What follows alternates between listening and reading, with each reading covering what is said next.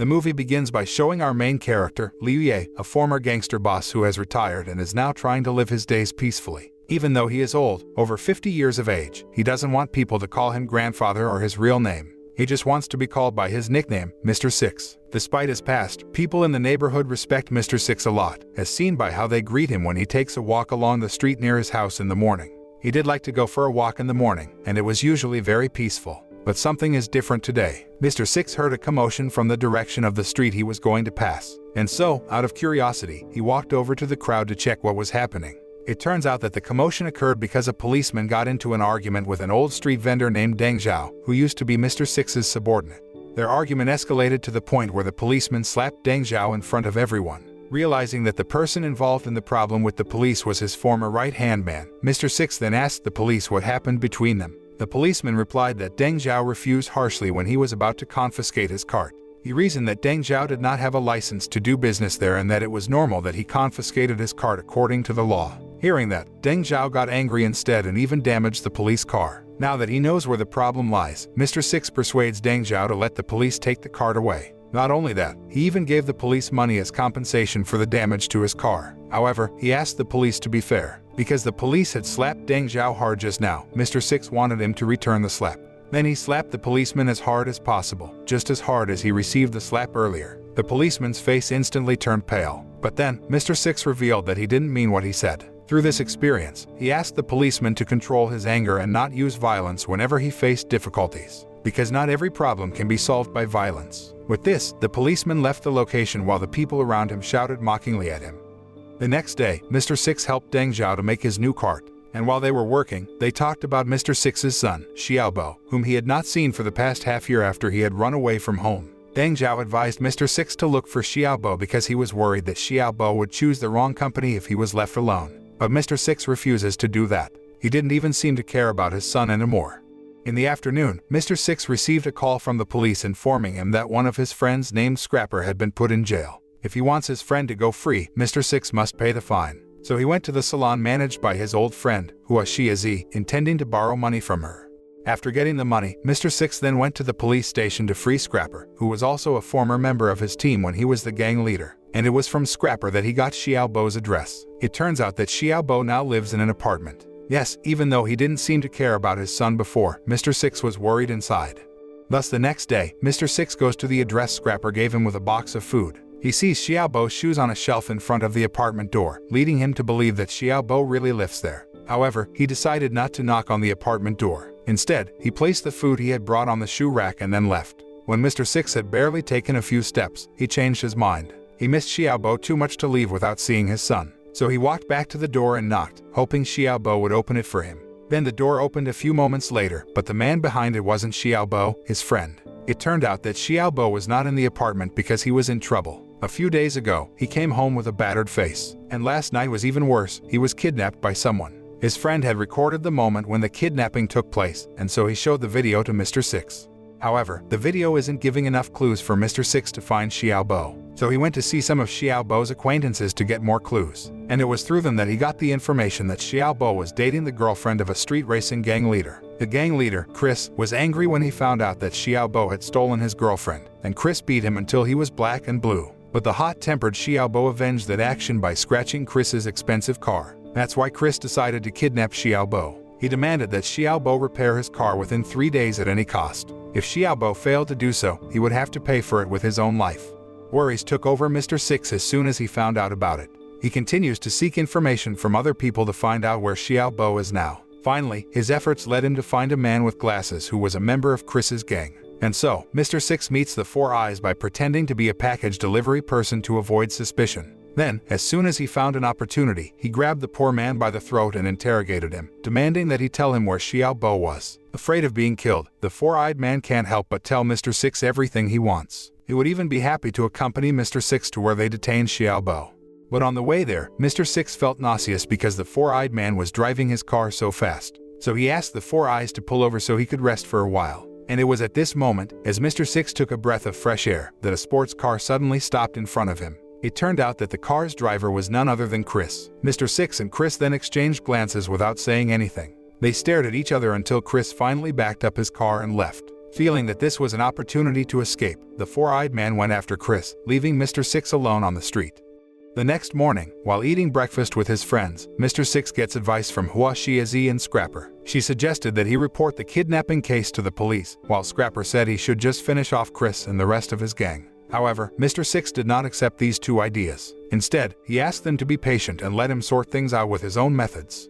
Mr. Six really meant what he said because next, he went to the gathering place of Chris' gang alone. He begs Chris to let him see Xiaobo, and Chris unexpectedly grants.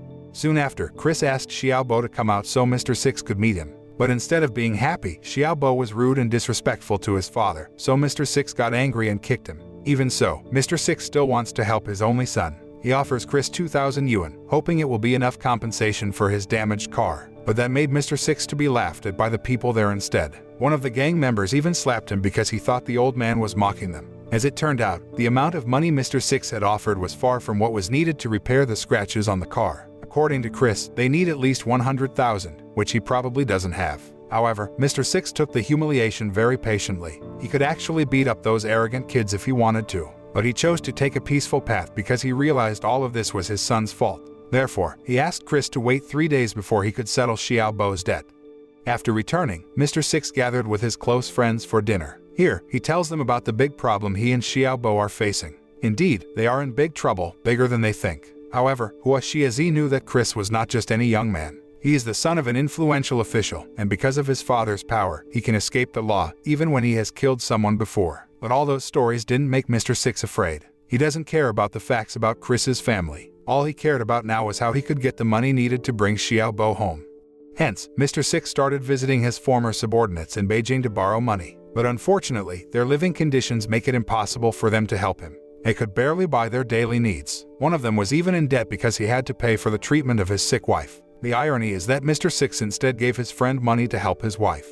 However, Mr. Six still hasn't given up despite encountering several failures. Next, he went to Matchstick's house, a former member of his gang who has now become a successful businessman. But just when he stepped foot there, Matchstick said he had to meet his client. Hearing that hurt Mr. Six's feelings because he felt Matchstick no longer valued him as a friend. He even refused when Matchstick offered to give him money, saying he was not a beggar to be pitied.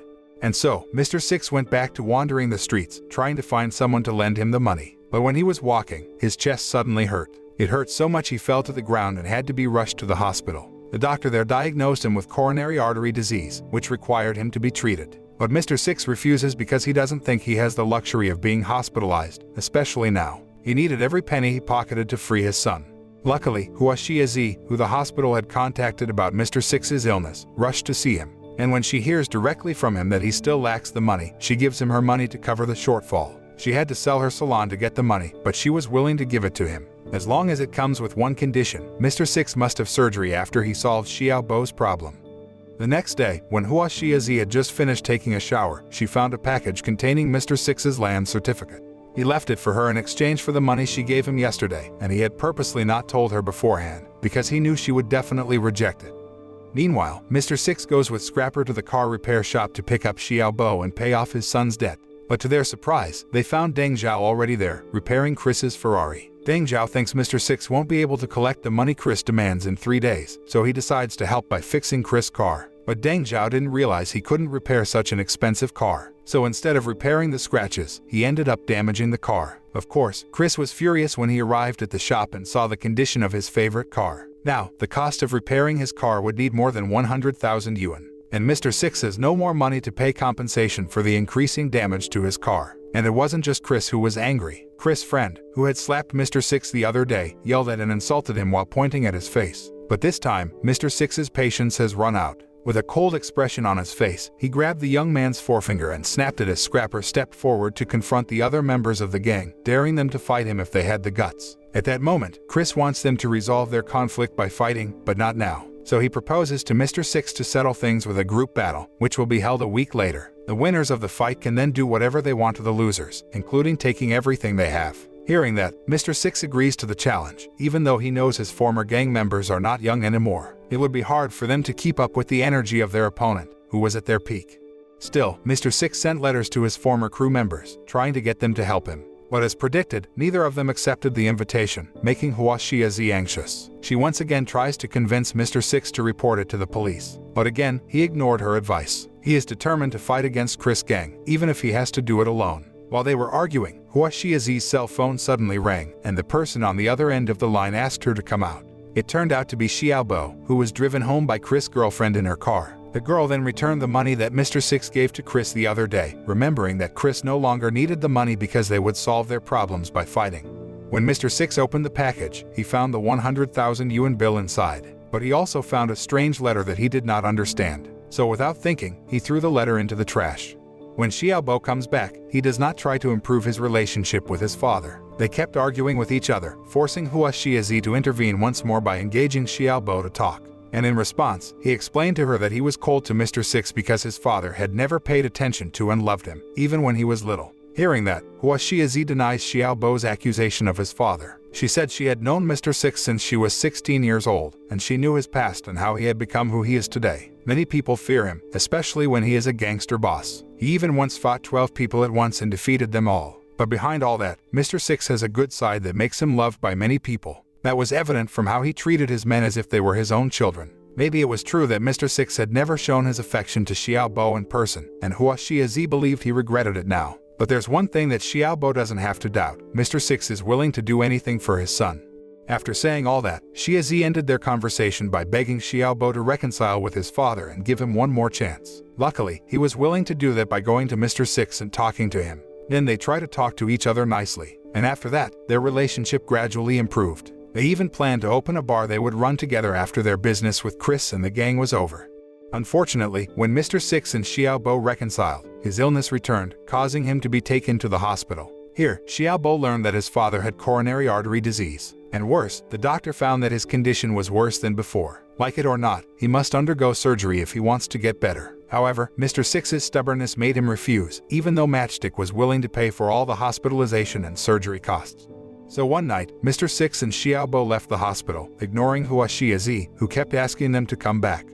When they got home, Mr. Six and Xiaobo found their house had been ransacked. Even Mr. Six's favorite bird was found killed by whoever intruded into their home. His heart was broken seeing the condition of his bird, but there was nothing he could do now other than bury it.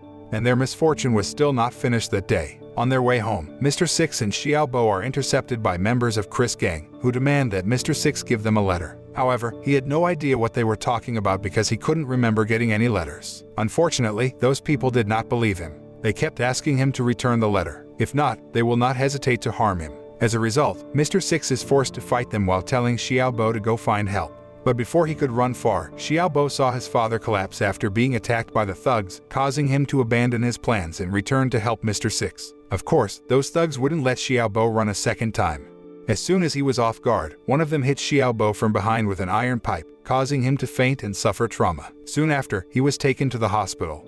Seeing his son lying in bed, it was here that Mr. Six's gangster soul seemed to awaken again. He brought Scrapper and his gang members to Chris's car repair shop to get revenge. But apparently, the place was empty. Let alone Chris, they didn't even find anyone there. When they were busy raiding the place, the phone there suddenly rang. Mr. Six answered the call from someone asking him to return the letter he was holding. The man explained that the letter was in the package containing the money he had received the other day. Now that he knew the letter those people meant, Mr. Six immediately returned to his house to look for it. Luckily, he could find the letter still in the trash can. And after he checked it, it turned out that the letter was Chris' account statement. Or rather, his father had opened an account at a Swiss bank in Chris's name and used it to keep the money he had received from corruption. Even crazier, the account contained 7.8 million euros. With this information, Mr. Six met Chris to renegotiate. Then Chris said he would give Mr. Six a lot of money if the letter was returned. However, Chris still wanted them to fight as originally planned, where the winning team was free to do anything to those who lost. Here, Mr. Six agreed to it.